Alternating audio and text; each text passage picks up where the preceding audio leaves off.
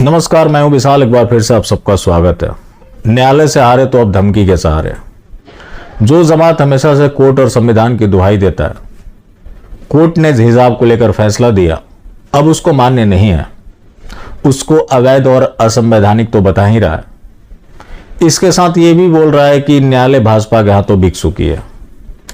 तौहीद जमात नामक संगठन के रहमतुल्लाह ने कोर्ट के जज को धमकी दी है कि अगर कल उनकी मौत होती है तो उसके जिम्मेवार वो खुद होंगे। ये मोदी, योगी और शाह से नहीं डरते। इस देश में साधु नंगे घूम सकते हैं, लेकिन मुस्लिम लड़कियां हिजाब में नहीं घूम सकती। इसके साथ ही उसने जोड़ा कि हम सिर्फ और सिर्फ अल्लाह से डरते हैं।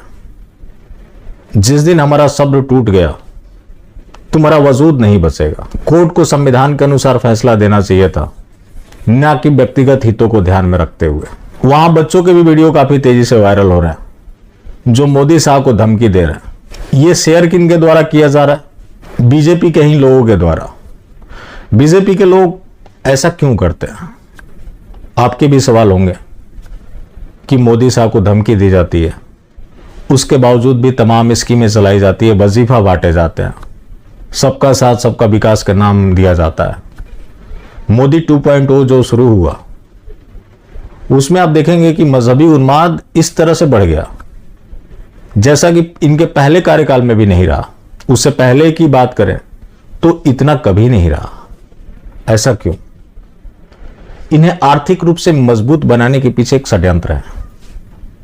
इन्हें यह तो पता है कि ये लोग वोट नहीं करने वाले, लेकिन इनके बयानों को भुनाया जाएगा। वो बयान कब देंगे? जब वो अंदर से मजबूत होंगे। ये जो रहमतुल्लाह ने बयान दिया है, ये आम चीज नहीं है। कोर्ट के जज को धमकी देना, अगर इस तरह से कोर्ट के जज धमकियों से डरने लगे तब तो कोई फैसला ले ही नहीं पाएंगे। इनकी अगर माने तो जो फैसला इनके हक में आता है वहां तो ये कोर्ट की मानेंगे। जो इनके हक में नहीं आता, वहां न्यायालय बिक चुका है। न्यायालय के ऊपर सवाल खड़े कर रहे हैं, उसे नसीहत भी दे रहे हैं कि उसे संविधान के अनुसार काम करना चाहिए। ऊपर से यह भी आरोप है कि भाजपा के हाथों वो लोग बिक चुके हैं और ये अमित शाह के इशारे पर सब कुछ हुआ है।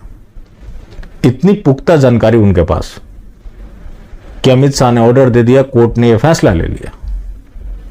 लेकिन ये सब जो हो रहा है, क्यों हो रहा है? बीजेपी के लोग क्यों बरगलाते हैं?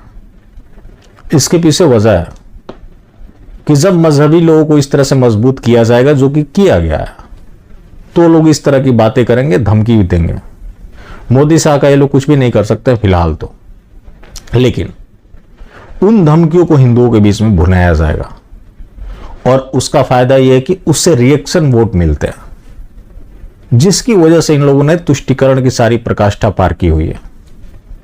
बाकी अन्य जो मामले होते हैं जहां इनके पक्ष में फैसला है, कोर्ट बहुत बढ़िया है, संविधान अच्छा है, यहां तक कि संविधान लेकर घूमते हैं। कई तो ऐसे आसमानी हैं जिनके पीछे बाबा साहब अम्बेडकर की फोटो भी लगी होती है, लेकिन ना इनको अम्बेडकर से कोई लेना देना है, ना कोर्ट से मतलब है, ना संविधान से लेना देना है। ये झूठ तब तक बोल रहे हैं जब तक सरिया नहीं आ जाता।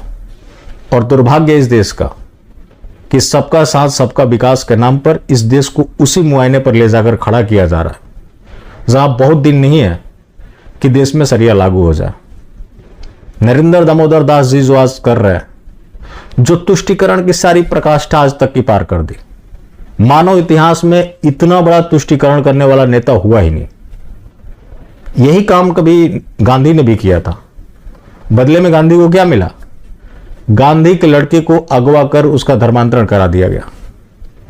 तो ये किसी के सगे नहीं है, लेकिन ये सबका साथ सबका विकास के नाम पर सिर्फ लोगों को गुमराह किया जाता है। और लोग भी भोले भाले हैं, लोगों को भी लगता है कुछ बदलाव होने वाला है, कुछ बड़ा होने वाला है। तो बड़ा यही हो रहा है और ऐसा ही होगा। अभी तो धमकी दी जा रही है, आने वाले समय में इन धमकियों के प्रैक्टिकल करने की इनकी पूरी तैयारी है। लेकिन सरकार को क्या भरोसा जीतना है। और आज देखिए कि मजहबी गतिविधि के लिए इतना फंडिंग कर दिया गया कि कोई भी मजहबी ऐसा नहीं है जो भारत सरकार से वजीफा नहीं ले रहा हो। चाहे वो वजीफा का नाम हो या स्कॉलरशिप का नाम हो या अनुदान का नाम हो, हर मजहबी को कहीं ना कहीं से भारत सरकार से पैसे मिल रहे हैं, लेकिन उस पैसे का इस्तेमाल किस तरह से किया जा रहा है और उस पैसे को लेने वाले कौन सा कृत्य कर रहे हैं, वो सब दुनिया के सामने है। और एक बहुत बड़ा षड्यंत्र है कि विरोधियों को मजबूत करो ताकि वो आपके लोगों को मारेंगे और उसके ऊपर राजनीति की जाएगी। लेकिन आम लोग इस चीज को अभी समझने के लिए तैयार नहीं है। कुछ लोग समझ रहे हैं, समय लगेगा, लेकिन जितना जल्द समझ जाए उसी में भलाई है। बाकी जिंदा रहें तो फिर मिलेंगे और मिलते रहेंगे तो जिंदा रहेंगे। मिलना जुलना जारी रखें, लेकिन हाँ, मास्टर स्ट्रोक या बिल्कुल भी ना हो।